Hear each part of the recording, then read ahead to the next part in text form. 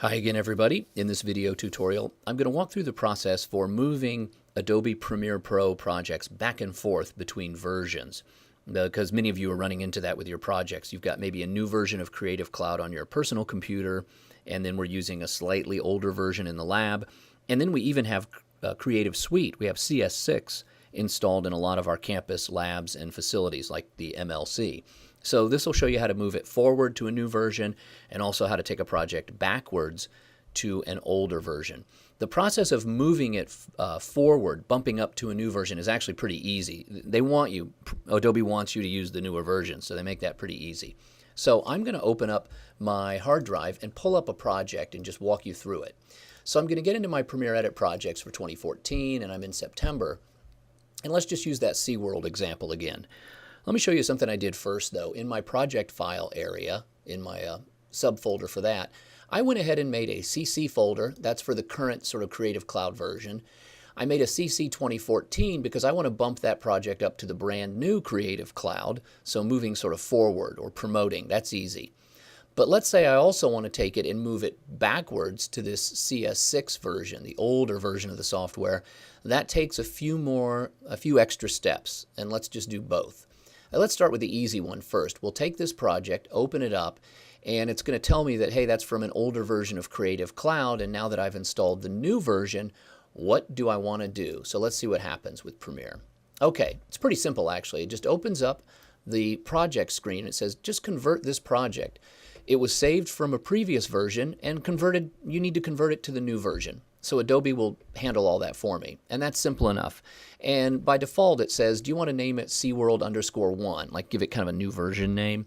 And I don't really want that. I'll just leave it as SeaWorld. But what I do want to do is browse to my hard drive and save it in the location I made just for this newer Creative Cloud version.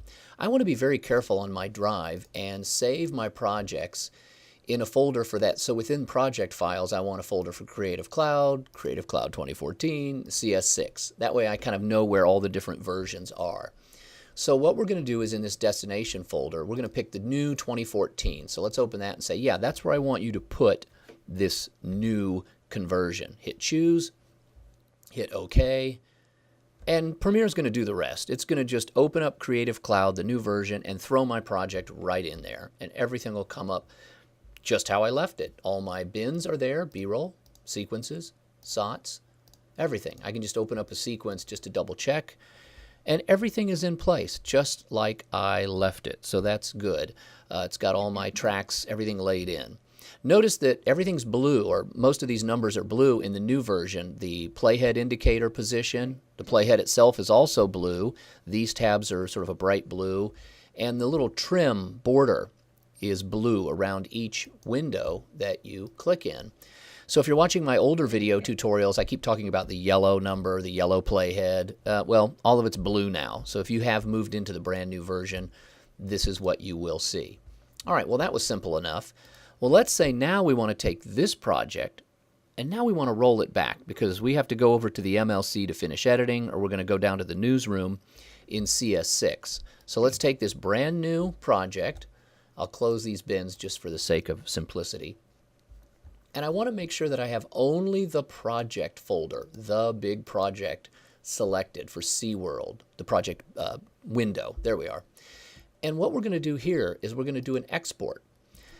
Now you might miss this if you're sort of looking in at the normal choices you'd expect to see here. We drop down to File, Export, and then look at our choices.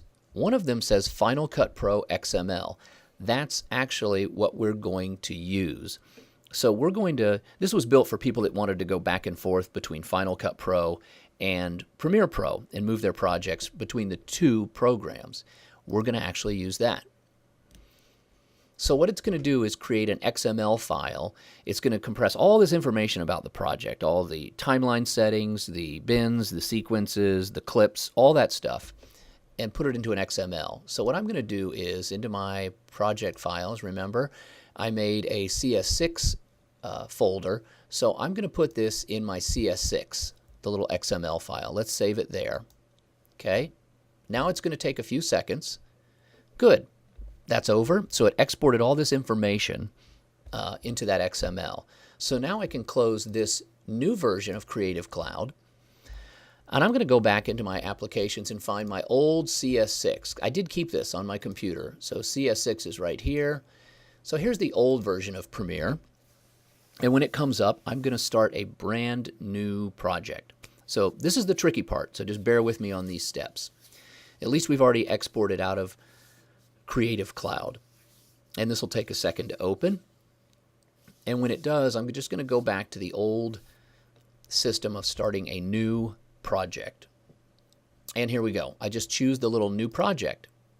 And I'm going to browse over to the new location. Again, I want this to go back to my hard drive in my project area, SeaWorld. And remember, I had all these different folders made. So let me close this other stuff so you can see. There's project files. So I want it to go inside the CS6. So now it's going to take that XML and it's eventually going to turn it into a brand new project called, or for the version CS6. So choose, that's where I want it to go. We're going to call it SeaWorld. Okay, hit OK. And in CS6, it used to ask you what your sequence setting would be right up front. It wanted you to choose that. It doesn't do it in Creative Cloud. I'll just put Grady News Source, say, OK. Now watch what happens. It's going to open up with sort of a blank, empty project called SeaWorld. There we are. Now we're back in the old CS6. Notice everything's yellow again, the playhead, the time code. Now we go up here into our project window, and we choose File, drop down to Import. And this is where we're going to import that XML. See it? Import it. Now, Premiere is going to read that XML file and just load my project. And now it's ready for editing in CS6. What it did was it bundled it all up into a giant bin that it called SeaWorld, the name of the project. But if I open that up, notice what's inside. My B-roll bin, it's all there. My sequences, all there. My SOTs, everything. So this will work if all of your media stays on your hard drive. If you keep your project files and your media on your hard drive and you move from lab to lab, using this XML process will work. So it's easy to roll back. In fact, let's just double check a sequence. Let's pull up the long version of this package. And look, it's all there. Everything's there just how I left it. So I could bring this over to the MLC, do some editing in CS6, tweak the audio, make a few adjustments, boom, and then export the finished video. And I'm done.